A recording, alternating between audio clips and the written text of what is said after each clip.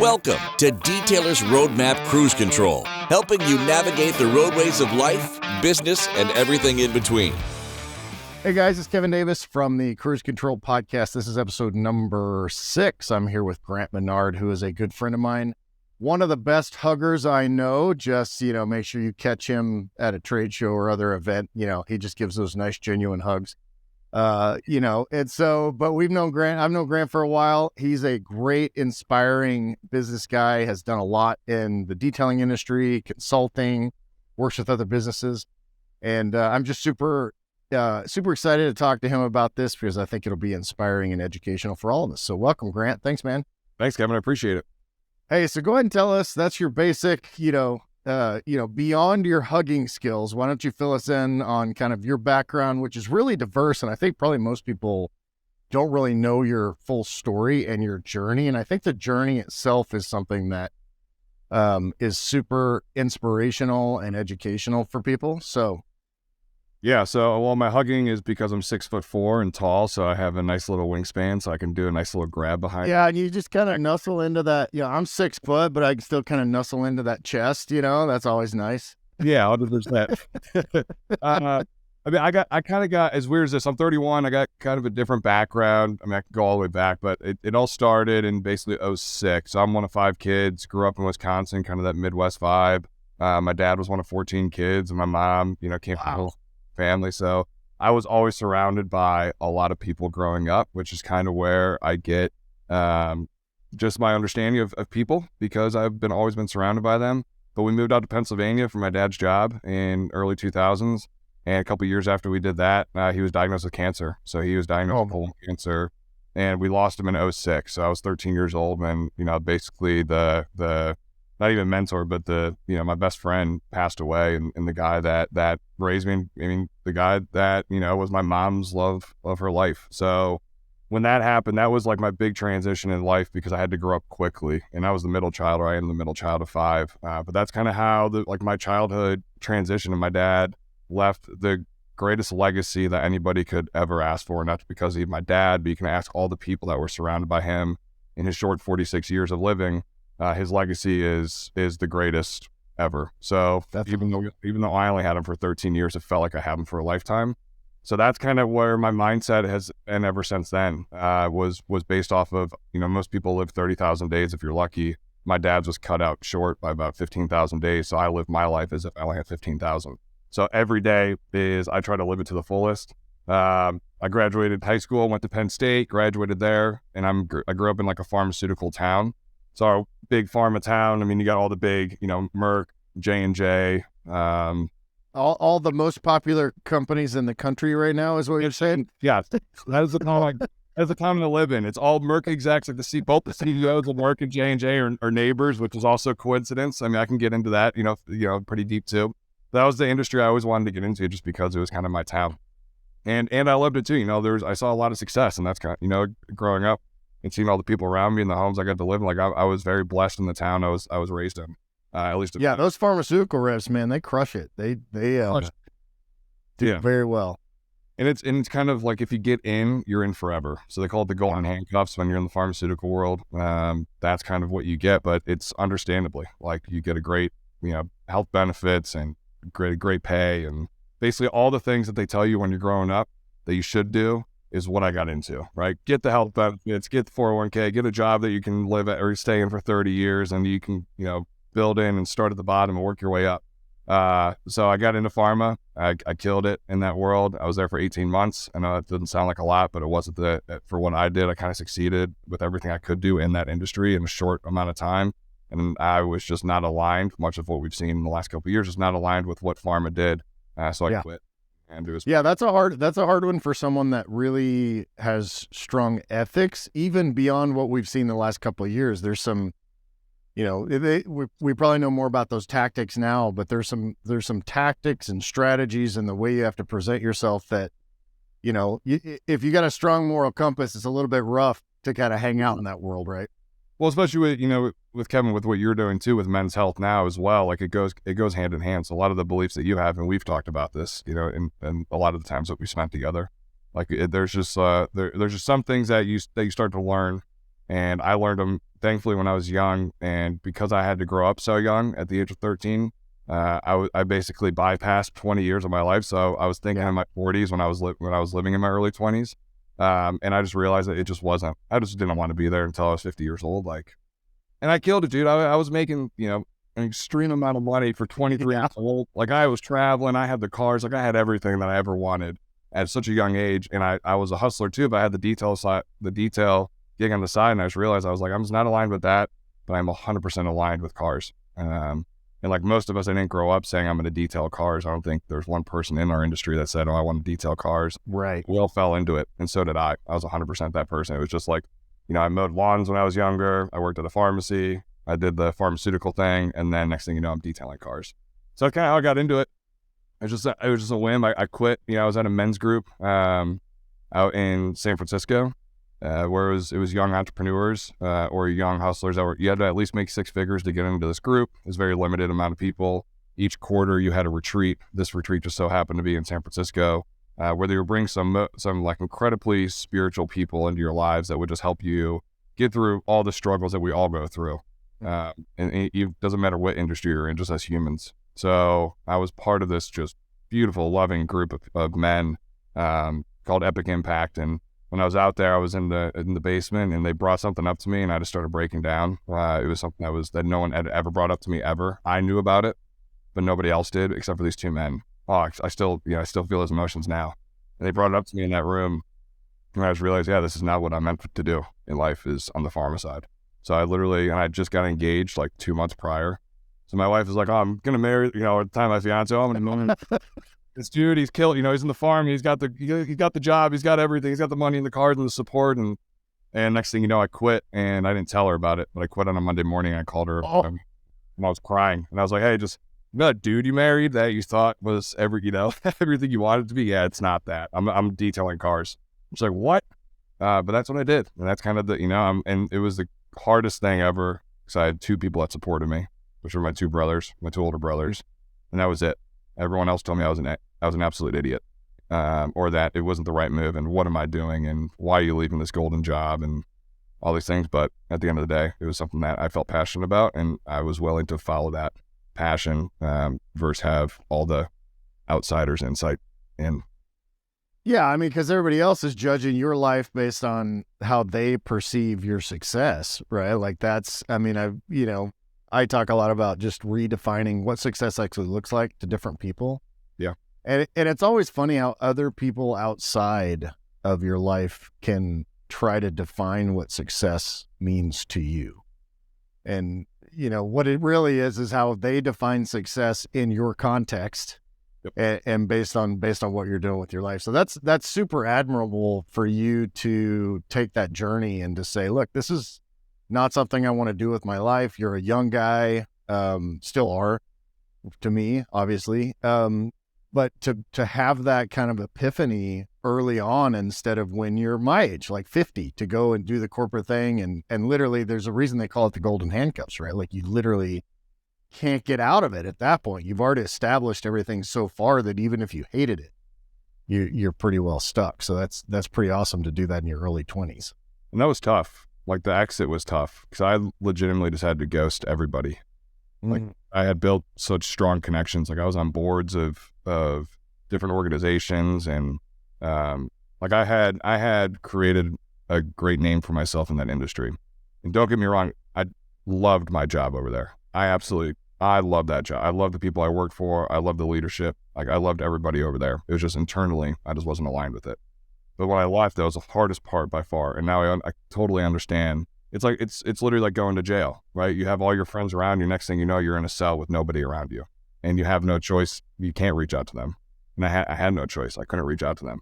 That was part of, the contract I had put into place when I exited. So it was tough. It was very tough. And it's still, that's one of the gripping part. Like the thing that pains me about leaving that job was that there were so many connections that for 2 years I was not able to reach out to. Have you been able to rekindle those now? I mean, is it, I've tried, or is that just kind of, that was it, right? Yeah, I've tried. And it's different. It's definitely different. Which, I mean, you've built new connections and new networks and new friends and, all that. But still, yeah, that's painful when it's funny that you say that, because I actually just reached out to a friend of mine over the weekend that I hadn't talked to in 12 years. And it was weird. Like it was like it's like we talked last week, which was nice. But to look back and say, hey, Sam, how long has it been?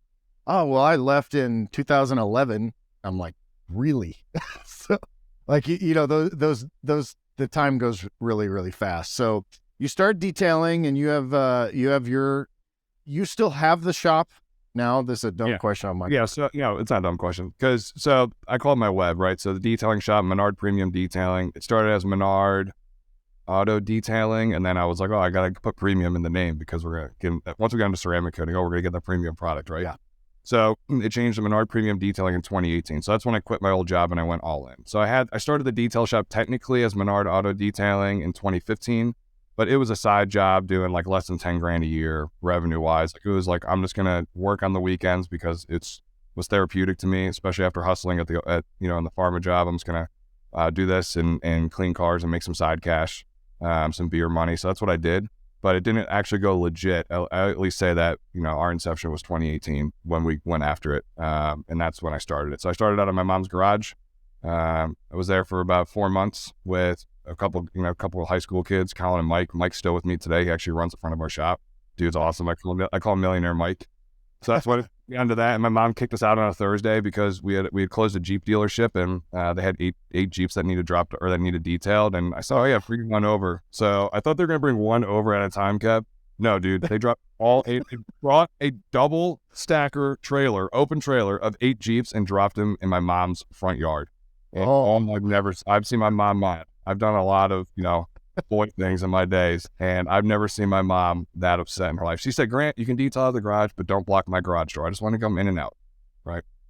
Well, not only was that blocked, just said never drive. The whole yard was... Oh, dude. It was bad. So that happened. She's like, you're done. And my mom, she says it pains her today, but that was the greatest thing my mom ever did, was kick me out of the garage, because I went from zero expenses. We did like 36 grand the first year, 0 expenses, to now I had to give it to a shop. I was able to find one that weekend, call, connect, got one on Saturday, or booked it the next Friday, signed the lease, was in there by Monday because I had a whole week of details. And that's when the company just started going. I was able to see, okay, now I have enough room for like 6 cars, 8 cars. And my mindset is I'm going to fill those, not how am I going to fill it. It's no, I'm going to fill it. And if I can fill it, like, I'm a math guy. So in my head, I'm like, 8 cars, $300 a car. It's $2,400 a day, 5 days a week. That's $1,200, $1,200 a week. Or wait, no, wait. 12,000. Yeah, 12,000 a week, right? 500 grand a year, and that's exactly what we did. So the numbers that were going in my head is exactly what we were able to produce. We outgrew that shop in 6 months, got into our second shop, outgrew that in 6 months, had to wait a year and a half because there was nothing else available.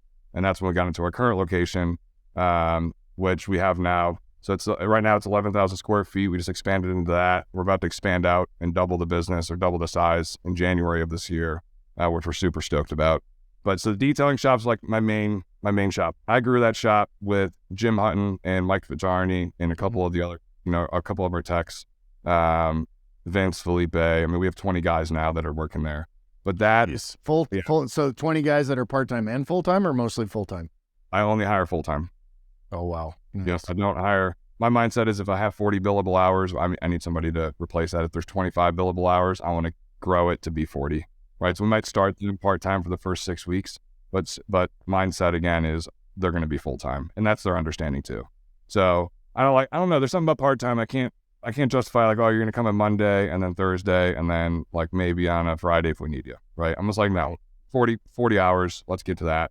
Which helps them because that's better security, which gives them more, loyalty and time to learn and time to practice, even if they're a little slower at first. Yep. Because then, even for those 40 hours, maybe you're getting 25 of productivity out of it, but then you're getting 50 worth of productivity out of that 40, not too long. Yeah. And I'm the kind of guy that likes to sit back and watch. Okay. So I'm not like, I don't want to hire somebody and fire them after 2 months or even 6 months. Like, I'm giving you, like, it took me years. It takes all of us years, right, to be able to actually do a car properly or start thinking like somebody needs you to think when you're about to go and attack a car. Like it took me years of that craft. So I have to have that same respect for them too. So I'm willing to give them time. And you could typically tell, like I could tell fairly quickly, is this person going to rock it out or not? But all 20 people aren't techs. So we have, full-time marketing, full-time photographer, full-time videographer, 2 people up front, full-time accountant now, myself, and then the rest are techs. And you're not detailing, right? You don't detail anymore?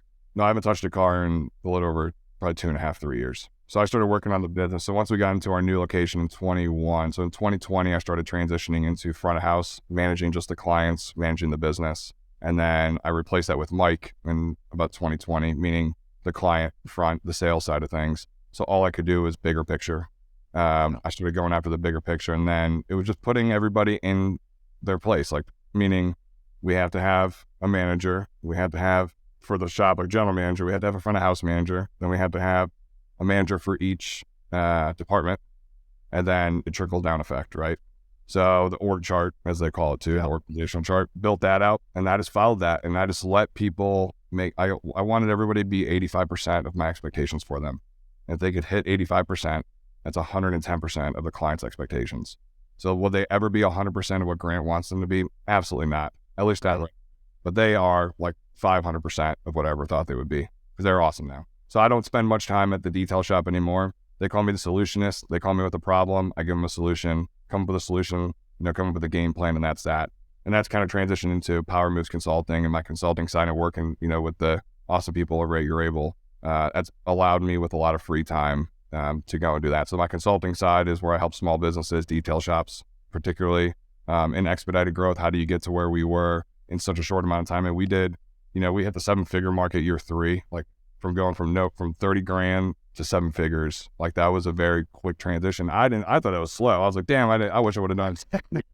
But everyone's like, dude, what are you talking about? I'm like, so that's kind of how like the revenue side of things scale. But then I realized, okay, we hit $1 million, but we didn't have any profitability there, right? We're $1 million in, $1 million out. So that really messed with me, because I was like, I thought the $1 million mark was where you're going to have freedom, and I was totally wrong. So that's why I went back to the book and started worrying about, okay, let's see if we get $1 million in profit, not $1 million in revenue. And that shifted everything then again for the business and allowed us to actually get to where we are today. And did you fix that with process? How did you fix the profitability problem? Yeah, for sure. Yeah, it was definitely process, but honestly, it was what we were charging. So I go for average cost per vehicle. So I don't look at each vehicle specifically. Like if we have 1,000 vehicles that come in each quarter, I don't look at that one car that we lost on, or even the week. Like we have we average about 65 cars a week.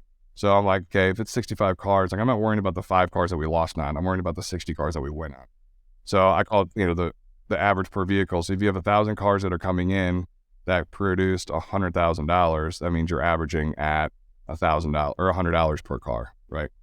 So at the time in 2020, we were averaging like $674 per vehicle, average cost. We were able to get that from $674 to $1,200 or to $1,100 and like $1,160 to now almost $1,400 per vehicle, average cost. So every car that comes into our shop, we're averaging $1,400 revenue off every vehicle. That's all it is. We're doing more cars, or we're doing less cars or the same amount of cars at almost double the price. So it was just, I didn't value what we were doing as much as our clients and our team did. So I was like, how am I going to sell a $15,000 job? How am I going to sell a $6,000 PPF in a coding job? There's no way. But when I did the dollar cost average, I was like, oh, it's no brainer. All I got to do is add an extra $100 to each car, $200, $300. So we're doing the same amount of cars now, just double the price. That's produced the profitability that we needed it to be. And then we dialed some other micro things in as well. Yeah. And that's not just a matter of, now we were charging this amount and now we're charging this amount. Part of that is through diversification of services too, right? Is that kind of how, because you offer pretty much everything, right? Yeah, paint protection film, ceramic coating, standard detailing. We're bringing windows in-house now full time. We tried vinyl wraps. That just doesn't. It's not. There's no money to be made there. Just because it takes too long and it's too long. Yeah, and the amount you got to pay for a good guy. Like, so we pay really well, right? So that's the other side of it too. I like to overpay. Like I never want somebody to ever have to walk into my office and say that they deserve more. I always want to be able to provide them with a raise, not them ask for one. So we always overpay. We take care of our guys really, really well. That's why nobody really leaves our shop, because we have a great environment. We have a family, right? So, which is part of the problem in detailing, right? Like, how many stories do you hear that, I had one good guy, but he came in and he learned everything he could learn from me and then started his own shop, right? Like all the time. It's like you have to, I was talking to somebody yesterday about this, and it's like if you make it so that whether like different people have entrepreneurial spirit, right? Some people just want to do that, but most of the time they do it because they want more money, they want more freedom, they want more, reward from their jobs and all that. So you have taken steps to make sure that doesn't happen. I'm sure it still happens, but very, very rarely, because why would I go anywhere else? Grant totally takes care of me. I'm part of this family. I love my job. Why would I want to go try to do this on my own, right? Yeah, and my whole belief too is if they leave, it's my fault. Like, legitimately, it's my fault. So if they go somewhere else, it's 100. That's Grant's fault that they went somewhere else. It's nobody else's fault. Like, that falls back on me, right? I had the opportunity to keep them. Like, clients are completely replaceable. We can replace every single one of our clients right now and have somebody new walk in the door. Your team, your family, that's not replaceable ever. So you got to keep them as long as you possibly can forever. Like, I would never let, like, me and my siblings are so damn close. Like, I would never let a relationship go away. It doesn't matter what it costs me. Right? I'll do everything in my power to make sure that my family and I stay super close. Same goes for at work. Like, I have the same mentality there too. So if it's gonna take me an extra $20,000, now granted, Kevin, like the first couple of years there was no money, right? It was right. Yeah, you can't just pay a detail $85,000. Yeah, you plowed your way up there. But it was all like complete. Like, at the beginning, it was like vision. Trust me, be by my side. I'll get you there. Like, I was not lying, right? I am going to promise you this, and I am going to make sure that I get you there. And when I get you there, let's have a drink, right? Let's have a little whiskey. Let's have some fun. But I promise you, I'll get you there. It was all vision the first couple of years. And then once Jim Hutton came on board, that definitely helped out a lot. Because he's an OG in this industry. Like, we got an all-star on our team. Once we had an all-star. I love Jim. Say hi for me, please. Well. I'm not sure if he wants to hear hi from me, but I love him. No, he will. That's when I was actually coming at this with you. He told me to tell you hi as well. Oh, nice. So that was kind of it. And the detailing shop kind of just went, from there. And I allowed everybody to make the decisions they wanted to make. I was like, I'm the total opposite of micromanaging. Just I want you to fail often, but I don't want you to fail twice, right? So once you do it in the same way, right? Yeah, the same way, yeah. And if you fail in that kind of the same way, but it's a little different this time, well, then we just got to relearn it again. It's not a big deal. Like, I don't mind you asking questions or failing multiple times. Just, I don't want it to be a big failure multiple times, right? Yeah. And if we start to see that, then there's a process we had to put in place. So you asked about, processes and stuff like that. Like, our process is basically just, it's the end. All we care about is the end result. I don't care how you get there. I don't care how long it takes you to get there. All I care about is the end result the same for each person in our shop. Like, a lot of guys and gals will look at, oh my God, I got to cut this job back by 30 minutes or an hour and a half or 2 hours. And you do the math and you're like, well, if you're paying this dude $25 an hour, and it's a $3,000 job or $2,000 job, and you want to cut it by 2 hours, you're telling me that you want to save $50 to get a job done quicker so that your team's going to be overworked and they're sweating and then they're going to leave because you're overworking them and paying them less. Like, and they're gonna miss something like that. You can't just. It's not magic, right? Like, you don't wave a magic wand and gain 20% time savings. Correct. And I'm definitely the biggest critic by far. My team will tell you that. But they're the biggest critic of me too. So we share. Like, I know one calls me the boss, right? They do it as a joke, but I don't want to be called the owner. I don't want to be called the boss. I love when people walk in. I'm standing at the front desk and they ask for Mike, or they ask for Claire, or they ask for Jim. Like, I love that. I love that people don't have to walk in and be like, "Where's Grant?" or "Where's the owner?" Right? Screw that. I don't need to be the owner. Like, we're all working for the same team. I am going to provide myself with a raise if I deserve it. I'm also going to provide myself with firing myself too if I don't deserve that job, right? So I keep myself to the same standards as everybody else there. We're all working for the same goal. And yes, it's to make more money, 100%, but it's also to have a major impact too on our local community, which we've done really well at as well. And how does that manifest itself? What does that look like? So we have this thing called Tacos and Tailpipes. So we have this car show called Tacos and Tailpipes, and we wanted to do a car show, but based around community. So we started putting a lot of our funds. So we basically came up with a budget for the year on what do we want to give back, which actually Chris does as well with Detailer's Roadmap. I know that got a specific amount of money each year that all you guys give back to the community, which is awesome. The Tacos and Tailpipes was a really cool thing for us because we were able to give back to a local family. I actually started with Dave Portnoy when he did the what was the business raising that he did during COVID? Oh my God, I can't even think about it so long ago. But anyway, you donate and he would give it to pizzerias and help businesses out that needed money. So that was our first show we did, and we raised money for that. It was like $1,500. And then we did it for one of my teachers I actually grew up with that had ALS or has ALS. And we were able to get the car show was booming at that point, and we were able to raise him some serious coin. And then we had a family last year who a mother and son lost. So the mother and son on Christmas Day, their house goes up on fire from a Christmas tree. It was a mom, a dad, and their 3 kids. The mom, the dad, and the oldest son, Brady, get out of the house, and the dad realizes his 2 younger boys are still in the house. So he runs back into the house, runs up the stairs. Unfortunately, he and the other 2 boys didn't make it out. They found his father at the top of the stairs, actually on top of the one son, and the family lost everything. Not only their family, but they lost their house. They lost, it was a mom and their son, Brady. So we raised money for them last year, got them some serious coin, and then this year, as well, and everything goes back. We don't even market Menard doing it. This is just Tacos and Tailpipes, a great place for a worthy cause, but great people, great cars.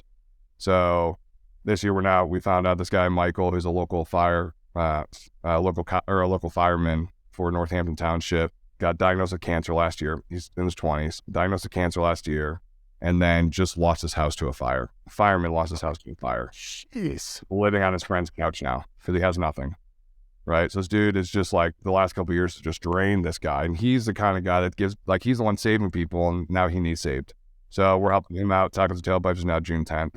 So that's been a great way to do it. Local charities. I give back all the time. Michael Abens has actually taught me how to do that really well. From Michael Abens from Your Able, he's the biggest giver I've ever met in my life. That dude will legitimately give everything away to help somebody out. So once I met him a couple years back, that completely changed my whole mentality on who I give to. Not why I give, but who I give to. And we just give as much as we possibly can now. That's awesome, man. That's super inspiring because it's we can be so self-focused, right? And so, but the thing I'm and I've made a ton of money, spent a ton of money, made no money. But the best thing about having money is giving it away. 100%. Honestly, it's the power to do that, or the freedom to do that, which we can all give a little bit, no matter what. Most people. But yeah, that being able to help people and giving some of that away is definitely something that's super. Yeah. Well, Kevin, it's funny you said it at the beginning of this, but it was actually hugs. That's where it started. I started just walking up to people, and I'm a big person of emotions and personal connection. And I can read people pretty well. So when you see somebody even at a grocery store that is having a tough day, just to walk up and not even say hello, it's kind of a little creepy sometimes, but just to give them a hug. And you just tears fall, or just laughter or whatever it is, and you just walk up and say, "Hey, can I just give you a hug?" That's a phenomenal way of giving back without actually being monetary, right? Yeah. When just walking up to somebody, you just know. You hear the stories of in San Francisco at the bridge where people are walking across and jumping to their death, and all they ask for, anybody that's been saved, the first thought that they have when they jump is regret. The second one was, hey, all I needed was somebody to say hello or look at me or smile on my walk over, right? Which is so tough right now. It's just the vitriol of society is just so bad. And I think there's, that vocal minority really that's so angry overshadows the people that genuinely want that human connection, regardless of political party or ideology or any of that kind of stuff. People just want that human connection a lot, I think. Yeah, and that's what I go for every day. That's my talking about passions. That's not even my passion. That's just what's in my soul. It's human connection. So if I can connect with 1 million people, my wife hates it because when we go to a restaurant, I try to connect with everybody there. I don't talk. If we're sitting at a bar, give me less than 5 minutes. I'm talking to the people next to me, and I don't mean to. It just happens. But it's just human connection is so powerful. Especially when you get it on both ends, right? When you actually, you give and you receive, that's when you truly can feel the power of what human nature is all about. But you really just don't, on the everyday, it's on the everyday, it's very tough to find somebody that can let all those things go that you just spoke about and actually only care about who are you and who am I, and how can we just love each other forever? Right. And that's the power of human connection right there. My brother Nick does really well at that. That's kind of his whole life journey now. His whole North Star is human connection. Like he's traveling the world right now. He's in India. He's in India, then London, like doing breath work, and he met this beautiful woman, Dulce, who's like a world-renowned yoga instructor, and she's awesome by human connection. And he gave up everything. My brother was killing it, and sold everything. Sold his house, sold his cars.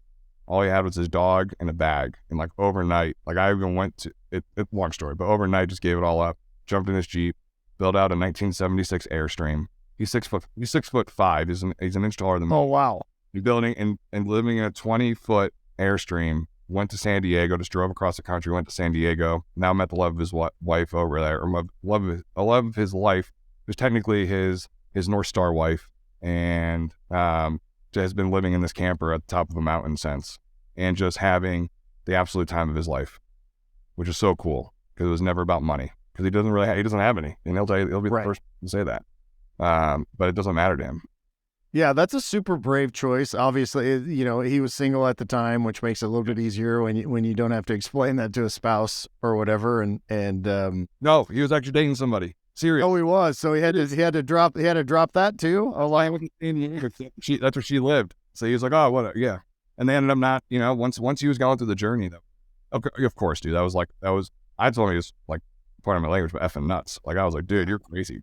But he supported me when I needed support, when I started the business. Like he was one of the two people that supported me 100%, like just drove me to be success, or whatever I wanted, whatever I viewed as success. He just, and still to this day does.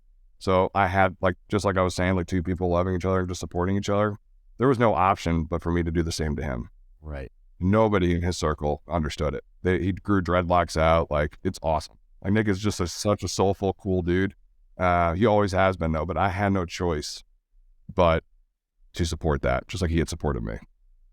I mean, that's a cool journey. It's not for me. I mean, it's probably not for you either, but if that's what fits his, soul and his life and what he wants to do with his time, and if that's what's rewarding to him, then that's awesome. I mean, I never understood people, like, unless you're hurting somebody, I really don't care what you do necessarily, as long as it's not really something that's going to impact me directly. Feel free to follow your own dreams. Like, it doesn't hurt me that your brother's out there in an Airstream at the top of the mountain. Like, who cares? Like, that's awesome for him to be able to do his stuff. Yeah. Go ahead. People do you vibe with?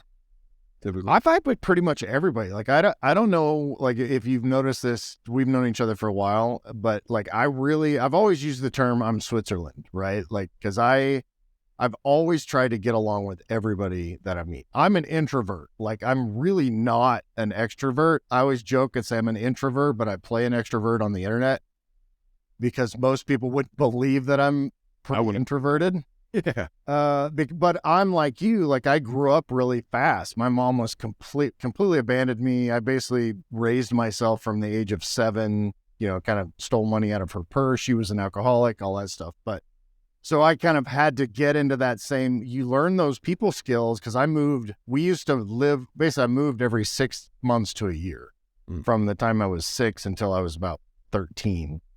Because whatever guy she was shacking up with, that's where we lived. But so I was in like 9 different schools, and you become really good at being a chameleon, not in a poor sense, not in like a fake mask kind of I'm here to manipulate people sense, but in a way that, like, you learn these skills to be able to figure out a way to meet people where they are. Right? Like, I feel like that's a big skill for you, is like, whether it's a truck driver or a CEO of a pharmaceutical company or a cop or a fireman or a detailer or whoever, you have that ability to get on their level and to find that little part of them that is also a part of you, that then you can connect on those little parts. 100%. You got spot on. Yeah, that seems like something that you're really good at. And that's basically my, one of my biggest strengths is to, because I mean, I have car guy friends, I have CEO friends, I have TV friends, I have, detailer friends, and people that have, pastors. I have people that have no idea what I do, but like we can always find something to connect over. And that's what you're talking about, that human connection.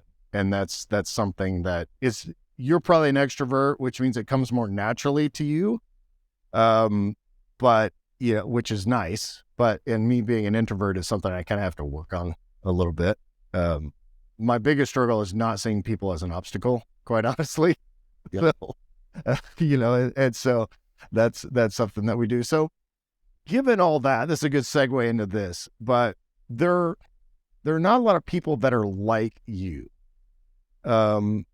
In terms of the ability to connect with people on that level, the love of connecting with people on that level, which then makes you a very good salesperson, right? So obviously for you to succeed in pharmaceutical, that's a huge requirement. And so people may sit back and go, well, that's great for Grant to be able to do 7 figures in 3 years, but like I have a hard time talking to people, or I don't really even know where to start in trying to sell people on multiple services and that kind of thing. Talk a little bit about that, like kind of your advice, because you're the consultant, advice for these people that might have that mindset, because I can kind of hear that those wheels turning for people, because it's really easy for people to say, well, Kevin's done this and he has this success. Grant's done this and has this success, but that's them. They have XYZ that's made that, my favorite phrase is, that must be nice. Yeah. Right. Like, yeah. So which is the dumbest thing ever. Only you would know. Yeah. It's like, dude, you don't know what my life has looked like for the last 38 years to get to where I am, and in your case, the losing your dad at 13. People don't know that. No, they look at right now. It's like, dude, right now doesn't matter. It's a journey to get here. I mean, it's cool, right? But it's the journey. Yeah, you're so right. So to answer that question, so on the sales side of things, if someone's introverted or they're very uncomfortable, so I actually speak and talk and coach a lot of people that have this exact question. It's like, hey, dude, I'm just not good at talking to people, or I'm just not good at building a conversation. Like, what do I do? So there's 2 ways to look at this. First off, it's mindset. None of your business, and this is what, I live my life off this mindset. It's none of your business what other people think about you. Mm-hmm. Like what other people think about you is none of your business. Like, you have no right to know what another person thinks about you. When you have that, a better way to look at it than saying, I don't give an F what other people think about me, right? Like It's a different, like you said, mindset. That's a better way to look at it. Yeah, because a lot of people, it's like, oh, when I send this post out, or when I send this email, or I send this text, what's that person thinking? Right? Or what's going to happen on the other line, or what's their reaction going to be? It's like, it's none of your business. Who cares? At the end of the day, who really cares? Is it really going to affect you in the long term? No.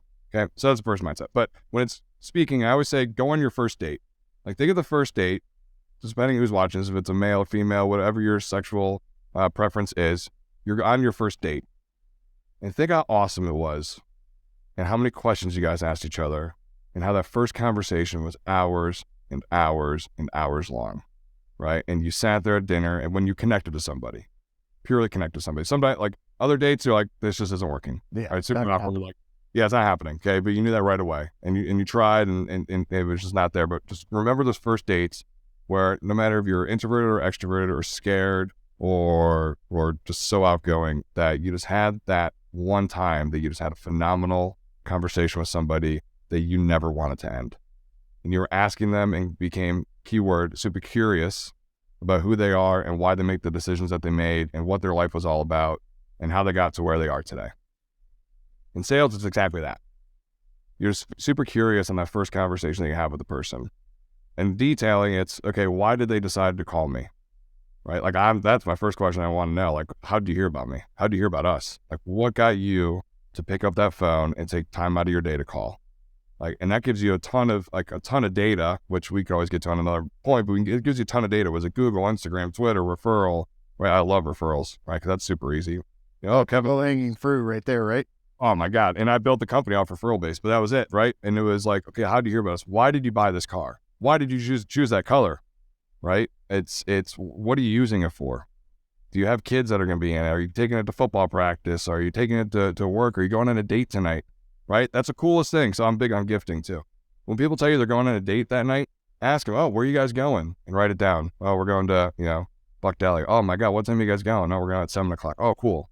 Right, and you call that place and you say, hey, I want to buy them an appetizer. I want to buy them their first round of drinks. Just let them know that Grant from Menard.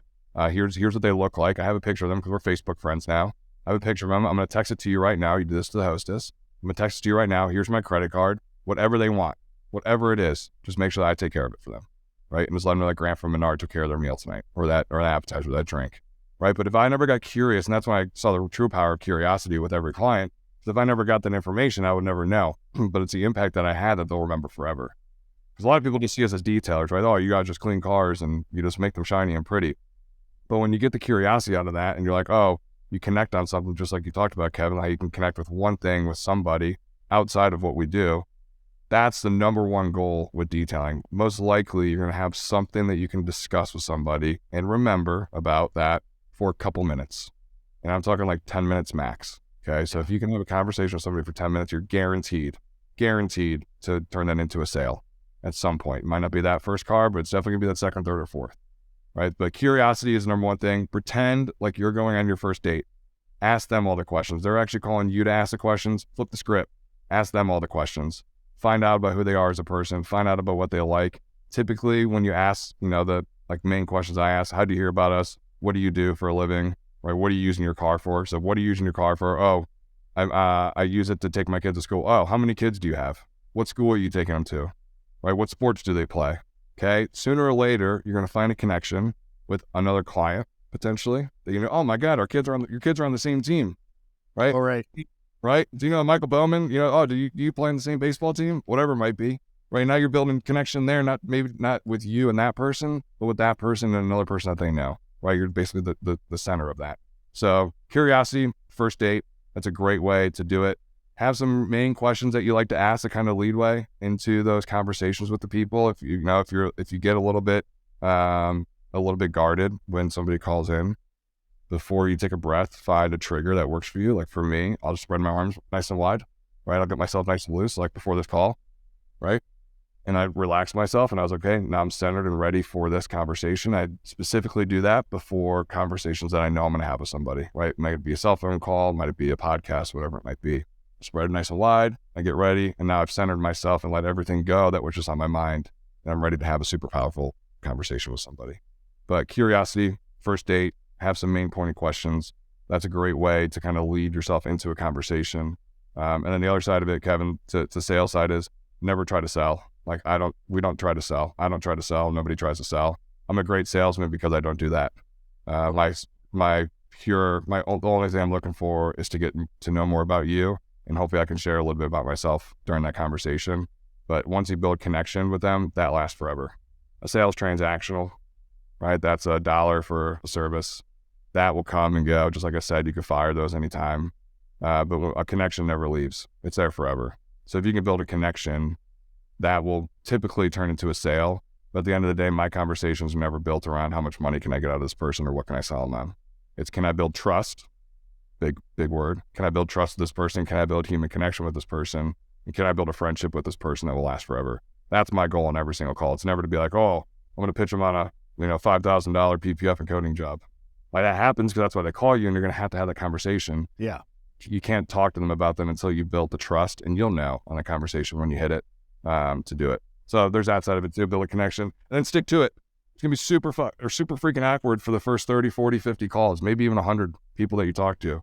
You got to break through it. Like you got to get past those barriers, and it's going to be awkward. Like just like you said, Kevin, it's still awkward. Like it's still pain points for you, right? When you go out into bigger crowds or when you go and talk with people, it's still pain points to you, but you broke through it at some point.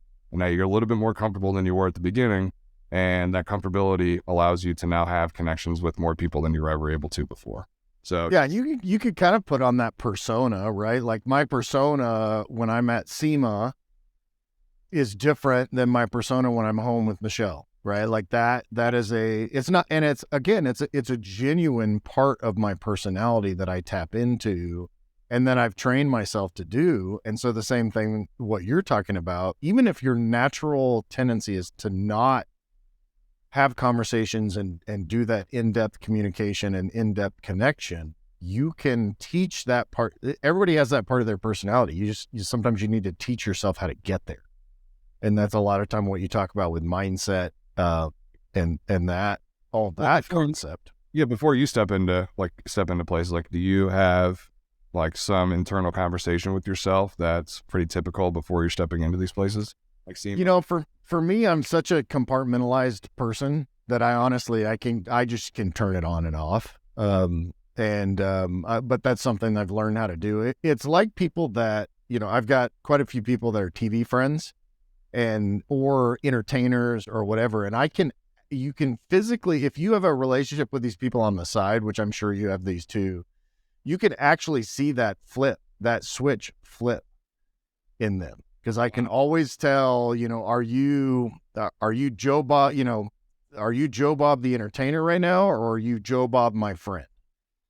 And they are almost always people that are in the entertainment industry. It's always two people, Garth Brooks, what does he call? He has a stage name. Yeah, he has an internal name for himself. Wow. That he created this character so that he could be that guy that's freaking swinging from ropes over the crowd while he's in one of the best live shows you could go to is Garth Brooks. But he talks about how he has this alter ego basically that he created in order to be that person that the crowd needs him to be, because it's a little bit different than what his normal, he's from Yukon, Oklahoma, which is a small town in Oklahoma by Oklahoma City, which I grew up in Oklahoma, so I kind of get that part of it. But so dude, I would buy something from you right now. I don't even, need my car detailed there, but Thanks. go ahead and sell me something. But no, and I think that part of, I talk a lot about ideal customer avatar and understanding the pain points of each customer and all that. And what you're doing without, and it's even better from a sales standpoint, is you really are identifying the things that are important, quote unquote, pain points, of those people that are calling you needing your service. So for your example, if it's a soccer mom driving a Denali XL, she probably might be interested in one of your interior coating packages. Not that that's your intention to sell her that, Right. but if she's driving something that may not benefit from a full frontal PPF, then don't try to sell it to her. Like, that's not for her. If she chooses to do that, because again, freaking Denali XL is $118,000 now, but that helps you get to know each individual person without just assuming that they need not everybody needs every service that you provide at every level you provide it. Did you say full frontal talking about a soccer mom? Full frontal PPF. I mean, if you want to offer full frontal as a separate service, I think if you're in Nevada, that's probably legal, but I'm not. Yeah, that's legal. I'm not sure it's legal in Pennsylvania. It might get the crap beaten out of you by said soccer mom's husband. That's funny. But Kev, you're so right. And the cool part is it doesn't just tell the story for the client, right? So you can get an understanding, okay, it's soccer mom, she probably wants an interior coating, right? But you can also tell the story, like when your team's all pissed off that you just brought in this piece of crap Yukon that's destroyed, you can walk in and say, hey, yeah, this mom just had a baby. This is her third kid that she's got right now. She's taking her kids to a soccer game. Like, we got to make this car right. Okay, so it's a shift not just for the person that you're talking to and what actually do they want because of who they are as a person and what their needs are, but it's also for your team as well. Your team needs to know the story. Like, the whole ideal at the end of each conversation is, what's that story? Like, what is that story that I now need to go, or our team needs to go and learn about for this person specifically? If we know that this person cleans their house 17 times a day, like, it's going to be like, we have to make sure that every single part of this car, not just the car, but the appearance of when they're walking up to their car at our facility is perfect. Like, each bottle is tilted the right way. So we'll make sure that we walk through all the different parts of our facility to make sure for those specific clients that everything is in place. Like that there's not even a polisher holder without a polisher in it, right? And these are all the things that you do on the back end to continue to have that that connection with that person and make sure that they come back because they feel super comfortable with you and with your facility. But it's a team, right? You got to have that conversation with the team too. Yeah, and everybody has to be willing to go through that quote unquote trouble, right? Like, this just becomes part of your process, because it could be if you're not on board with the whole game plan, that would be super irritating. To, like, if you didn't really understand why we're doing it and the meat behind it and why you would want to do that to help that customer, then that's something that they may not buy into. That's amazing advice. Trying to think, as far as like, how would you, if somebody's just kind of getting into it, just kind of starting with their detail shop, kind of where you were coming out of your mom's garage, maybe skip the 8 Jeeps in her front yard section, but what advice are you giving to guys and girls that want to transition from either just getting started with their side hustle, or kind of ready to take that leap? And I should say one thing, not everybody needs to be a Grant Menard making, multi-million-dollar shop with 20 employees. Like, that may not be your goal, and it doesn't necessarily need to be your goal. Right. So that's the first thing I would say. But what kind of advice are you giving to people like that? Because my idea was never 20 people either. I just like to surround myself with really cool people. Nice. So that's what grew up to be 20, right? So it was never like, oh, I want a 20-person shop, and I didn't even want a multi-million-dollar shop. Like, it just happened. Okay. Yeah. You don't have to do it. Sometimes things just happen, and you kind of have to go with the flow. But 100%. So it depends where you're at. That's the biggest factor. So like in my consulting side, the power move side, like the first couple of calls is like, I need to know everything about you and your business, right? So this is going to be like, my answer to this is not isolated to a specific, like, it's not, I put this the right way. I'm going to try to make this for everybody, but it doesn't work for everybody, right? So the biggest thing that I learned when I was looking back, because I did some of that, journey where I went back to the beginning and tried to figure out, okay, how do we get to where we are today? Because if I'm going to start teaching people how to do this, I had to understand it. The biggest fact is that when we stopped becoming a detail shop and we started to become an experience-based shop, or even an experience-based company, and our product was the detail, but it wasn't why people came to us. They came to us because of the experience that we provided to them, not because of the job that we did, even though it was super high-end. I call it becoming the Disney of detailers. Oh, nice. At Disney, it's not the $175 that you're spending to get into the park, right? That's just transactional, right? It's the experience you have with Mickey Mouse and seeing your son or daughter walk up to the castle and having them walk around with their Mickey Mouse lollipops and having them go on all the rides and those experiences and those memories that you have at Disney. I wanted to do that for the detail shop. So it's when I stopped worrying about it. Was once I got out of it, right? So that's sooner or later you got to realize, do you want to actually run the shop or do you want to be in the shop, right? So do you love to work on cars and all you want to do is work on cars, or do you actually want to grow it and sell and talk to people all day? And it's not a bad thing to work inside the shop. Like, it's not. You just got to build a team around you then that can support cars coming into the shop so you can stop being a one-man show. But once we realized that being a Disney experience or being an experience-based company first and a product company second, a detail shop second, that's when we saw true expansion.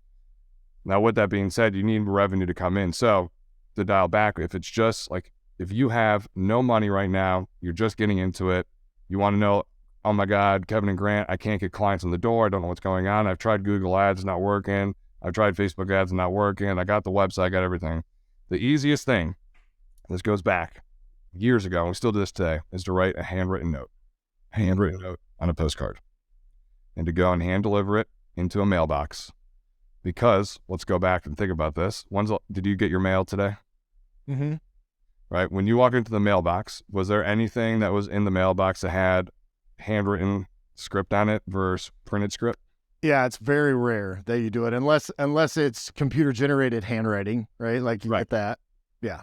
But even then, okay, so even computer generated or actual handwriting, there's a shift that goes on internally that is super excited. Like, you're like, ooh, what's this? Yeah, like I see that and I'm like, holy crap, who's this from? Right, yeah. Right. Usually it's for Michelle. No one ever sends me handwritten notes, but usually it's for Michelle.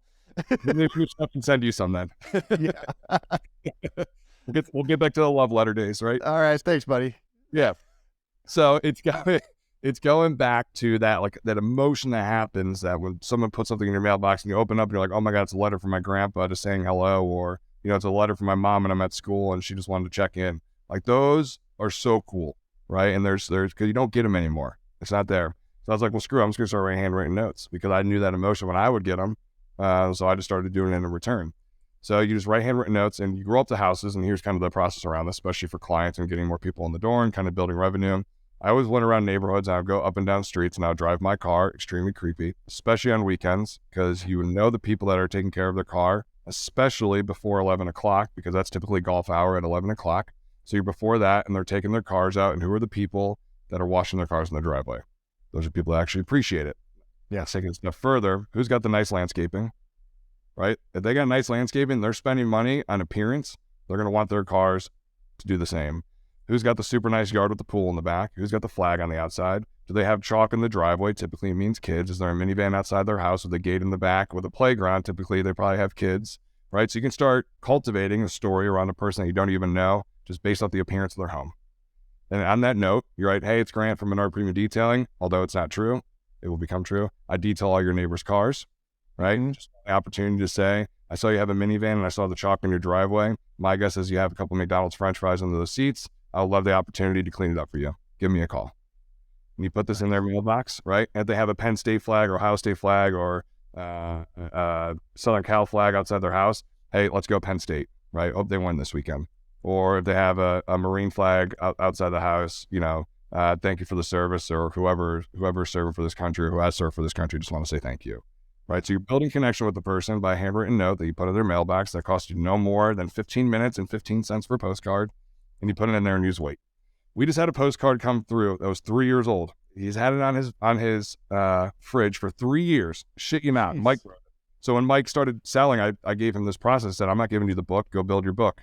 And he said, how do I do that? I said, you're going to write handwritten notes. We're going to Starbucks, or it's going to write handwritten notes for 3 days straight. And we did that. And I said, go pass them out, right? But build a connection on the bottom. Like, oh my God, I can go. But anyway, this guy put it on his fridge and called us 3 years later saying, oh, I've been meaning to call you guys.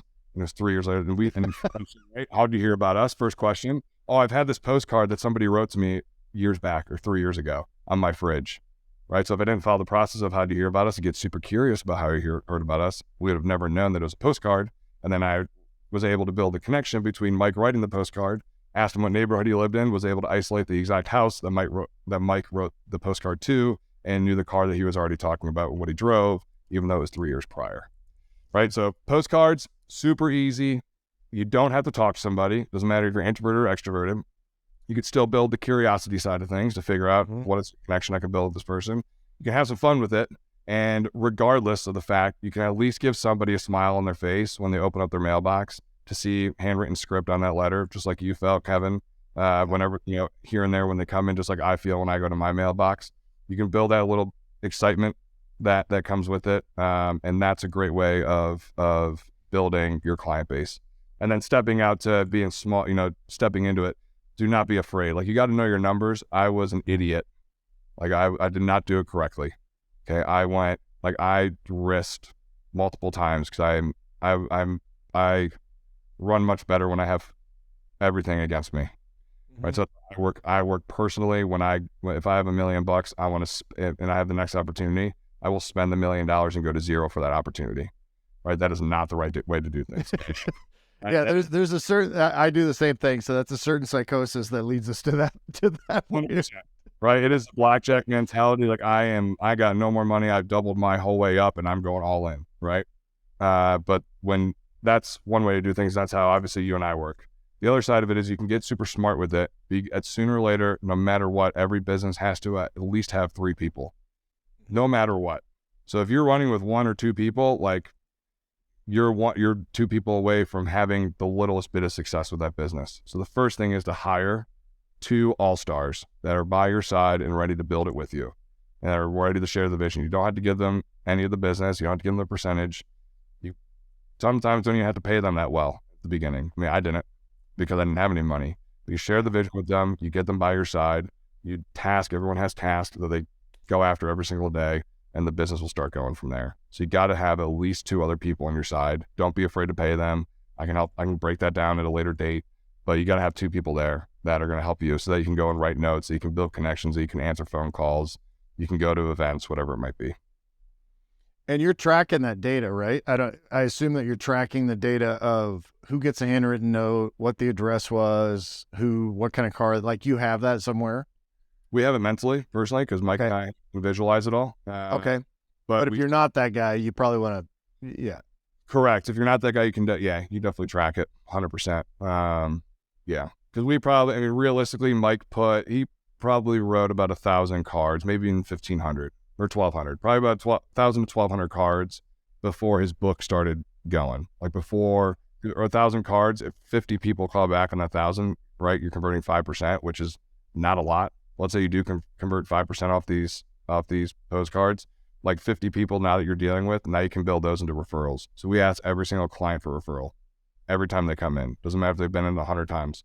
Hey, here's 3 business cards. If you don't mind passing this out to 3 friends that would benefit from the service, just like you have today, it'd be greatly appreciated. We've built this company off of referrals, and to make sure that we can still support you and your cars in the future, just please pass these out to 3 friends that would also appreciate it. Right? Like, that's a script. Like, I've had that. Yeah. I heard it. I could hear it. I can see it right off the page, except for it's in your head, right? Yeah. Plastic business cards. Okay. Not the flimsy paper ones that break. Plastic business cards. Spend the money. You want to be a high-end detailer, get some high-end cards. Okay. Get a telephone number that's not your cell phone. Get an actual business line that you can shut off at 5 o'clock so you don't have to answer people. And you can set the boundaries that you're not going to answer them at 9 or 10 o'clock at night, because realistically, that person can wait till the morning and they're not going to go somewhere. Okay. Yeah. And dude, you can do Google Voice. I've got this app on my phone called, what is it called? Talkatone? I think it's called. Yeah. Or something like that. And it literally, they give you a phone. It's like Google Voice, but it doesn't have to be attached to your actual phone number. Oh, that's cool. Yeah. So literally I have a separate voicemail that goes on that. I can screen calls with that. I can, so because I'm in the internet retail market, so I don't want to give people my cell phone. No. For sure. So yeah, plastic business cards, the business card thing is one that is almost unique to service industry business. Like, very few people use business cards now. Like, cause you can give me your phone number, put your phone number, hand them my phone or whatever, but that tangible thing on there that makes a big difference. Yeah. And Kevin, I've tried, like, I have the digital business card, right? I have the card that shows everything and has a website, and I send it to you, and now it becomes an app on your phone, right? So I have that. I've never seen more success come out via any of the, like, business card or sending over your contact information than the plastic business cards. Yeah. I mean, that's for detailing and dealing with customers directly. There's, like, even if they throw it away, that tactile, first of all, they're less likely to throw it away because they're like, how much did this freaking thing cost? I think it's gift cards. It's hilarious. They keep it in the wallet. I think it's a gift card. Awesome. I know, like, yeah. They only cost, what, 25 cents a piece or something like that? Yeah, depending how many you buy. Yeah. I try to find local shops. That's another thing too. Like, I always buy local, right? So I never go, because again, I want to build connection locally with our community. So I only buy local. So there's local shops that definitely sell these things. You're going to spend more, but just that when somebody actually gets to learn about you and you get to learn about them, again, connection. Doesn't matter if you're buying something from them or selling them on it. It still has the same end result. So then they're going to, they built me these, and next thing you know, they've sent me, oh my God, who knows how many clients throughout the years. So I spend $1,000 with them each quarter. Or now it's Mike. I don't pass these on anymore. Now it's Mike and Claire. But maybe $1,000 a quarter, but that transitions into so much more. Just in one job, 2 jobs, and you've paid for all that, and half a job you paid for whatever the premium is to buy local. Yep. We live in the boonies, so I don't have as many local opportunities. I can't just go down and get most things locally just because of the service providers that we have. But yeah, if you have that option, definitely that's and like, you can do the Chamber of Commerce thing and integrate with different networking groups. Get on Facebook groups for your local community. I'm sure you kind of talk about this stuff, but it's and then you can do real connections. They have meetups and virtual groups and everything. So there's a ton of, but that guerrilla marketing part of it, it's essentially free, other than a little bit of gas money and a little bit of postage, right? And Kevin, the side of the the marketing piece too, or going out there, like, you are 100% in control of your business. Like, you're in control of yours, I'm in control of mine. Everybody I talk to is in control of theirs. If you actually realize that. If I wanted to go out there, as weird as it sounds, and get $1 million today, I know 100% I can go and get that $1 million. But there's nothing that tells me I can't go do it. So the same goes for the other side of it. Like, if I need 1,000 clients today, I'm going to go get those 1,000 clients. So there's nothing that is going to stop me from going and producing 1,000 clients today if I need to. Now, there's the want side of it. That's a little different. Do I want 1,000 clients? Hell no. Do I really want $1 million? Nope. Like, I don't want to deal with that. Like, I don't want $1 million sale because now I got to manage it, right? But if you're starting your business and you're like, and there's anything holding you back, just know that you're in full control of that. want to, and it goes down to mindset like we talked about too. But if you want to go get 50 clients, go get the 50 clients. Like, stop producing excuses around it. Like, just go and get them. It's not that difficult. It really isn't. Once you get out there, once you break that barrier, once you pass a 100th client of trying to build connections with, it's going to become a lot easier. But you got to stick to it, and you got to do it, and you got to do it often. Don't just do it for a week and then give up. Like, you got to stick to it. Make it part of your process, make it part of your day, make it part of your, of who you are. And then once you stick to it, it'll come natural sooner or later. Yeah. Because there's so many guys out there, they're like, what'd you do with your, I can't get any business. Well, how'd you spend your day today? Well, I was on Facebook group. I was on Detail for Dummies. I was sifting around the internet. I watched 20 YouTube videos about cats. Well, that's a hell of a lot of energy you spent completely wasting your day.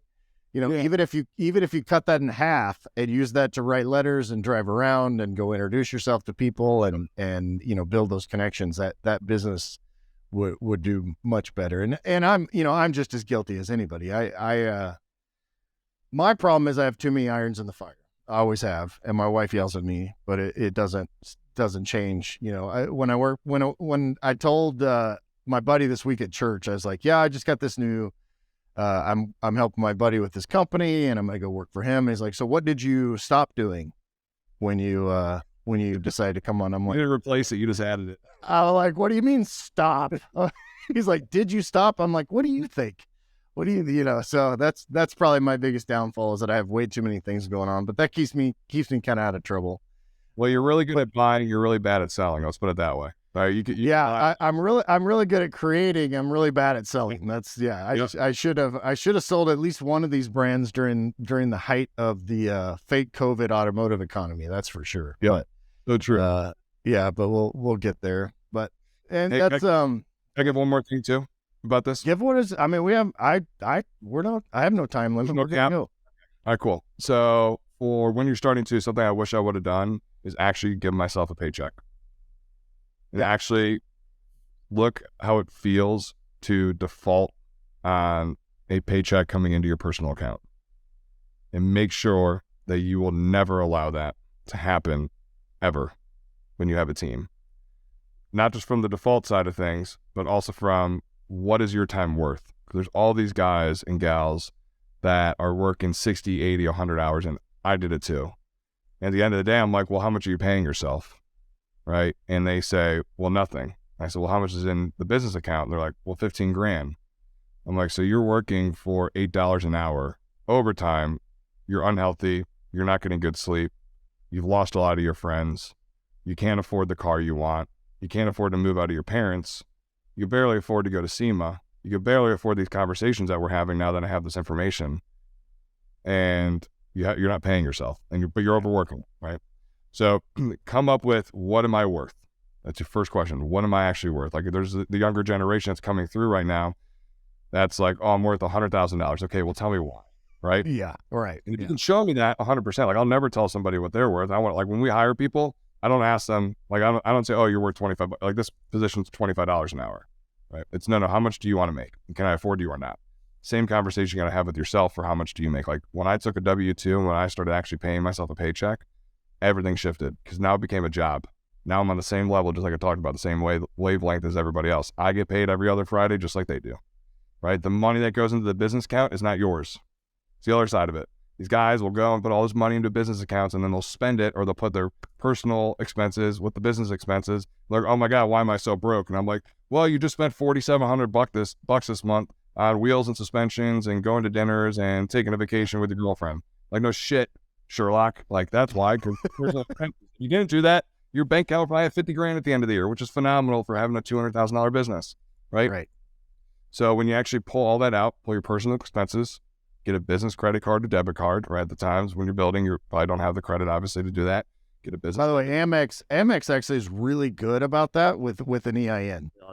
Yeah, with the EIN. They are really good at giving, and obviously, if you do any travel, tie that to your Sky Miles account. But Amex is a really Amex small. Not this Amex guy. I love my Amexes. There's two more behind.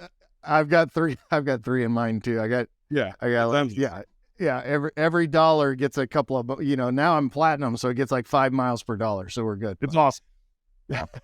I'm a credit card whore. Like, I love credit card points. I've dialed them in, like the points guy. I've been following him for years. My credit sucked. Like when I was in college, like I let some things go, and it was only $1,000 credit card. You don't realize how bad that, like, it messes you up for 7 years. Like, you miss one payment, it's a 7-year wait, right? So I didn't realize those things when I was going through school. Now I do. Like now I love credit cards. Like I just love points in general. Like it's free money, especially in a business. Like that's why I love pay protection film, because they allow me to swipe that stuff on the Amex. I'm like, oh my God, and my wife and I are taking off like a month this year on vacations for free, anywhere we want, right, for free, which through points. It's awesome. Well, when I did that house in Oklahoma, I renovated that house. I put everything.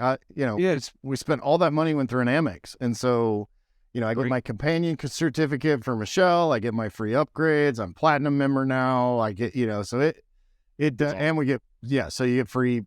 Definitely look into Amex small business, and if you're, depending on what your lifestyle is, you can tailor which card you want for which points, but. And that's Kevin. Yeah, we'll send over our referral program so we can get. There you go. I'll definitely we'll add Grant's Amex referral link to the bottom of the podcast notes. But anyway, so you got to pay yourself. Like you got to come up with, okay, what am I worth? Like, is it 50 grand a year? Is it 20 grand a year? Like, it's $100,000 a year, and then start looking at that now, because that will be your first expense. Like if you're working out of a garage, you're working out of your home garage. Well, okay, if I'm bringing in $1,000 a week, but I want to make $50,000 a year. Well, you're going to start grinding. You're either going to have to start charging more, or you're going to have to go get more clients in the door. But there's no middle ground there, right? So now you're like, okay, well, now I'm doing $2,000 a week. Okay, it's $104,000 a year revenue to make 50 grand. You're getting closer. You got to produce 150,000 for every 50,000, right? So if you want to make $100,000 a year, you personally have to produce 300 grand a year for it to make sense for you to pull out $100,000. So I call it the 30-30-30 rule, or the 1-1-1. Dollar goes to you, dollar goes to product and expenses, dollar goes to the company's profitability. Same conversation I have with every one of my team members, right? You're going to get paid for everything you produce. You produce 300 grand this year. You're going to get 100 grand. We're going to put 100 grand into products and expenses, and the company is going to profit 100 grand. It's 100 for 100. Dollar to you, dollar to the company, right? That's a great way to look at it. A very simple and easy way to look at it on the 30-30-30 rule, or the 1-1-1, however you look at it, and to have that conversation with each team member. Hey, you only produced 75 grand this year. That's why you're making $12.50 an hour. That's why you're making 25 grand this year. So dollar goes to you, dollar goes to product, dollar goes to the company. You want to make more? We're going to have to get you to produce more. How do we do that? Let's have a conversation around that. Or is this just not the best position for you within this company is detailing? Maybe you should be in the marketing side of it, right? Maybe you produce better there. Maybe you'll produce better in the sales side of it. Maybe you just want to be an account representative, where you're just following up with people and writing handwritten notes and looking at how can we, like giftology, which is part of what we do in gifting. Like, how can we come up with really cool gifts for people? So you might just not be a detailer, which is fine. Not bad, right. Not a bad deal. But the 1-1-1. So when you're starting out, definitely just cut yourself a paycheck, or at least start visualizing that, what that is. Keep your personal expenses out of the business expenses. Do not let them intermingle. It is an absolute nightmare when you try to do the bookkeeping at the end of the year. It's going to cost you thousands. And there's really zero benefit to it when you're a single operator, LLC, or sole proprietor. It does not matter. Like $1 in your personal pocket or $1 in the company's pocket is still looked at the same way at the end of the year. When you get to a certain point, look at S Corp and make sure you hire a CPA, right? Like, by the first year that we turned S Corp, I saved like 20 grand on taxes. But we made enough money that I can justify the insane amount of write-offs that I take. It's, we've had that history, so that's definitely something to look at. Write-offs aren't that sexy. Like, people are like, oh, I love write-offs. I'm like, write-offs suck. Like, I hate write-offs, I write off everything. Like, I'm writing off this pomade that went into my hair. I'm telling you now. I'm right there too. But at first, that was the mindset, right, dude? Like, all these people on YouTube and Instagram, Facebook are like, oh my God, write-offs are the greatest thing for a business. And it's true, but you got to produce more than your writers. Right? It doesn't matter if if your write-off is if your tax level is 28%. And you got to spend, so if you spend $1 for a 28-cent write-off, you still had 72 cents that you had to put in. Like that, that's no excuse. You don't spend money just for the write-off. That's the dumbest thing ever. So. Yeah, in certain ways you can. Well, especially tax brackets, right? So you can get to the super high level side of things. Like, if you could save 3% on 500 grand, like, that's $15,000. Yeah. That's extra $1,500 a month in your pocket. Oh, less than that, $1,200 a month in your pocket. Yeah. That's like where the right off. That's significant. Yeah. Yeah, that's significant. But after you get past that, it's like, okay, like what are we gonna do here? Now we need depreciation. It's like I just lit the building right now. I had to buy this building because we need depreciation. Like there wasn't enough. Like there's all these different things that they tell you what to do, and it's like it gets overwhelming. It's very And that's what I was about to say. Real estate. That's what you do, because real estate. All rich people own real estate, and that's why rich people don't pay taxes. Yes, so true. And it's not tough. Like he was straightforward. He's like, yeah, real estate. Dude, that I've been seeing that a lot. That little segment where that debate, that town hall where Hillary tried to call him out on that, and he's like, of course I took that loss. It's in the tax law. It's totally legal, and all your friends did it too.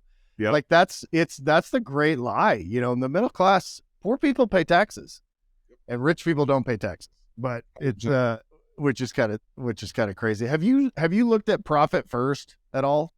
So I looked at Profit First. I love what it offers. I love, the five different accounts. Each your tax account, profit account, expense account, right? And I forget the other two. Is that cost of goods sold? If that applies, like I have cost of goods sold. I actually put my giving as one of my accounts, just because you have taxes and cost of goods sold and labor and your owner pay. That's at profit. Owner pay and profit are two separate things. So it's just a way. It's similar to what you're talking about. It's probably a little bit more expansive, and it's more physically logistic to where you actually have multiple accounts. Yeah, it's 5. So I had the 5 accounts. So I did follow it. Well, when I said I followed it, I read it. I was putting into action, and then personally, so if I don't want to do something, Kevin, I just do it. Yeah, I just don't do it. It's not worth my time to try to learn something that I'm just not passionate about. So that was one of them, as weird as that sounds, because it's like, okay, well, it works. I know it works. Like, I know a ton of shops that utilize it and a ton of people that utilize it. And Profit First is awesome. It just wasn't meant for me. Yeah. Personally. But I could see the benefit of it. I tell people 100% follow it, especially if you're starting out. Like, it's a little more difficult where we're at in our businesses. But if I was just starting out, 100%, I wish I had that at the time. That would have made life so much easier. Kind of what I was talking about, like pay yourself. Okay, well, now you got an account that pulls 15% out, or the tax side of things, right? Like 6% and then the 30% or 28% at the end of the year, like pulling that 30% out. Like, people don't think about that at the end of the year, that 30% of your profit's going away. Not bad. Especially if you don't have that money in an account somewhere to pay it. That gets to be that's a challenging month of April, April and May, trying to figure out how to pay that tax bill. I know, it's interesting. And it just gets bigger, which is not bad. I think it's having a big tax bill after all your expenses and depreciations and everything comes into play. Like, after that column, takes everything out. Having a big tax bill is so sexy. Like, it's weird as it sounds. Like my one buddy's like, oh, I got a $350,000 tax liability this year. And I'm like, well, how much did you make? He goes, well, I brought in like $1.8 million. And I'm like, that is so awesome. Yeah. That you put in $2 million and all you got to pay is what's $300,000 when you're bringing in $2 million? It's really nothing. Yeah, like 20 years ago, I met with my financial advisor, who has retired now, but he kind of handed me off to his protege. But I remember him taking a yellow pad and writing $1 million on it, right?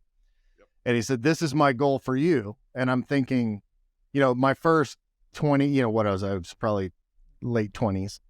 I'm thinking, oh yeah, I'd love to make $1 million a year. And he's like, nope, that's what I want you to pay in taxes every year. That's your goal. That's your goal, to pay in taxes. How cool is that? Yeah. So that was awesome. Full disclosure, I haven't gotten there yet, but I was going to ask that. Yeah. I just, I've not quite gotten there yet. I think if I were there, I would probably be podcasting from Grand Cayman with my house that was offered to me. I had a guy offer to write a first refusal on his house right on the beach. So, which was pretty awesome, actually, but I didn't quite have the dough to make that happen. So yeah, it's a lot. It takes a lot. Like, the real estate side of things is awesome. I love it. I really do. It takes a lot, especially the first one. After the first one, it gets a lot easier. But the first property sucks to get there. My first one just about killed me. The one in Oklahoma, I went down there 6 times because I ended up doing a lot more sweat equity than I should have. Like, I did all the wiring. I rebuilt a room, bathrooms, painted, flooring, tile, all that crap I did myself with my brother. We made great profit off of it, and which was pretty much tax free, so that was nice. But yeah, I'm ready to do another one. I think the next one will be a little bit easier. That one was quite painful. You gonna keep local? No, this one was in Oklahoma. I can't do it locally. I mean, we're in an area now where it's like $375 a square foot to build. Whoa. Here. Yeah, I mean it's very, very expensive here. I've looked at some other options for container apartment complexes and stuff. I've got some companies that I've looked with, but here, like I'm looking now, like in Jacksonville is a pretty cool area that's still growing and viable. Yep. And some other areas around the country. But so, any other last advice? I've kept you for quite a while, which is I mean, we could do a Rogan length podcast with this for sure. But I mean, I could go forever. Yeah, I mean, I don't really have advice. It's tough. We'll call this part one. How about that? We'll call this part one. I'm good with that. And then once I hit my 150,000 in referral points from my Amex that we put it on here, we'll jump back on again. You need to use some of that to come visit me in Montana. I can do that. Oh, that's no brainer. So the thing is the talk about mindset real quick. Can you talk about mindset? Because I think a lot of people think that's like, because I had a guy that was on my other podcast talking about mindfulness. And I told him flat out, I'm like, that sounds pretty woo-woo to me. Like when you talk about that's the term I always give it, woo-woo, yogi, crystals, incense, all that stuff. Yeah. But talk about mindset just because obviously you're someone that really believes in it. You're talking about, if I want to make $1 million, I can make $1 million. I'm going to make this happen. And all of that. So if you can give a little bit of advice on that, I'd appreciate it. I'm going to keep this very industry specific, right? Because I will probably see this would probably be in the well, it can go for any industry. Actually, this can definitely be plugged in anywhere. The last, and I mean this in the most respectful way possible, but the last thing I care about is somebody else's business and their success. Yep. So I don't care about what this industry, I don't care about the people in the industry. I don't care about the Facebook groups. I don't care about, like I said, what people think about me. I axe all that out completely. Now, it's a little different now because working with You're Able and doing everything we do with them, I love working with the people that we work with, like the companies that we get to go see, and because they become friends of mine, right? Yeah. It's different when you can become friends versus you don't know the person, you're just visualizing what they're doing. Like Jason Otterness, right? And everything that he does, and everyone's like, oh my God, Chicago Auto Pros is the greatest thing in the world. And you talk to him and Greg, and they're like, well, let me tell you about all the struggles. Yeah. When you get to go have dinner with him and realize that it's just like anything else, it's like your business. It's all a struggle. It's just friggin' different numbers, right? Different struggles. It's compounded. It's exponential. Yeah, for sure. Yeah. But outside the industry, so I really just don't, it's just not a focus of mine. And the focus is truly on how can I build an amazing culture with a great family around me that's providing a wonderful experience for every person that walks in the door that they really can't get anywhere else. Outside of the business side of things and where my life lies, and I know, we share this, is that you got to find somebody that loves and supports you. Like the minute that I found my wife, like that was game over for me. Like that's when true success started happening, because it really didn't matter what the business did legitimately at all, because I had no money. It was never about the business. It was about what can we create in our lives. And we've created something beautiful already, and we've only been together for 10 years. I can only imagine when we get to your point or Michael Aben's point or any of these. Yeah, I'm 28 years this year. So 28, right? So does it get boring? Dude, it gets better every year. I was thinking when you were telling about that first date story, like that's every date that we have. Yeah. Like so, literally that curiosity and like it literally, I mean, and no BS, it gets better every year. This is the happiest we've ever been. So, and that lives true here too, right? So it's you got to find somebody and they go first always. Like your business, like I would just like my brother give up everything today to go into the middle of the woods with my wife to have a picnic with our dog, if it meant that I had to miss out on the biggest business meeting ever. And I learned that from my dad. It did not matter. So my dad was he was CEO of some big companies. He was like private equity guy, like, but you would never guess, like meeting him, you would never guess that kind of like all the guys that you were talking about that you're friends with, you're just friends, right? But it did not matter if he was signing $1 billion deal or not. When we called his number, his secretary, it was like mandatory that she would go in, pull him out of the meeting. Even if he was leading it, didn't matter what he was in. Pull him out of the meeting. So he had a conversation with us, and he was never mad. He was never like, why are you calling me? Or, oh, I'm in the middle of a meeting. Or do you know what deal I'm about to lose is? Hey, Grant, what's going on? Right? Those are the moments I miss the most. But hey, Grant, what's going on? Like, how you doing? What can I help you with? Oh, mom said I can't have Cheetos, but I really want them. Why? Well, just listen to your mom. When I get home, I'll give you some Cheetos, right? All right. Right? Is everything else good? How was basketball? How was school? It was always like the connect. Like did not matter. It truly didn't matter. He would lose, and he taught me that lesson that will ring true forever. That I'm going to teach when I have kids too, and I ring true with my family and my wife. And I wish I could do better at it the way he does, but obviously it took him 5 kids to do it. Yeah. But it did not matter. So business always comes. Business is, at the end of the day, business means nothing. Family means, and connection means everything. So you got to find somebody that you can have this journey with, not just from the business side of things, but this thing we call life. Yeah. Yeah. I always talk about using the business is designed to build a life, not the other way around. Your life is not designed to build business. There's always more money to be made. And if your life is focused on, if your main goal is to make money, you'll never have enough. No, never. That's just how it is. And I mean, it's like, some people might say, well, you do okay for yourself. I'm like, yeah, I do, but I've also made absolutely no money and been broke.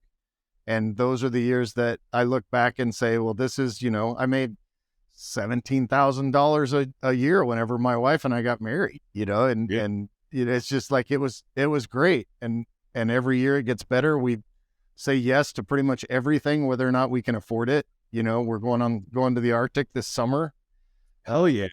To go drive around in Jeeps. And again, it was like, it's an opportunity. We got asked at SEMA by a friend of ours, and he said, do you guys want to go to the Arctic? We're going on this trip. No details. And I was like, absolutely. And then I'm like, all right, so what are the details?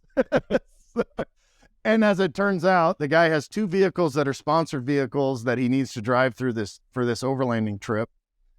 We get to drive one of them, so I have to pay for gas and food. It's fully self-contained overlanding. And it's going to be freaking awesome. And we'll shoot content. I'm doing podcasts while I'm there, we're always be creating content. But yeah, I mean, that's awesome advice. You have to find somebody to share this stuff with and really prioritize your relationships over everything, which is what you do in your business and your personal life. And I appreciate your friendship, and I appreciate this opportunity for us to kind of connect even further. And it's that's the best part of the industry for me, being part of this industry. It's one of the weirdest ego-driven industries that I've ever been a part of. But those people that aren't that way, the genuine connections and friendships that I've made are, irreplaceable, honestly. Yeah, once you get out of the ego side of the industry, which I was in. I was definitely in there, 100%. It's easy to be there. It's easier, yeah. Just live that experience-based life. Have an experience, have a story to tell, right? Like I said, you live 30,000 days. If you're lucky, like super lucky, like extremely lucky, that's above average. That's it, 30,000. When you justify it like that and start looking at life like that, no wonder everyone says, oh, it's gone so quick. Like your 28 years of being married, like it's flown by. My 10 years. Absolutely. It's flown by. And now I understand why. Because once you justify it like that. So that's it. But bro, I'm right there with you, man. I love you, dude. Thanks so much for this opportunity. It's awesome. I love you too, brother. We'll call this part 1. I appreciate you. You have a great day. You too, bro. I'll catch you. All right, man. Get your one-stop success solution at detailersroadmap.com today.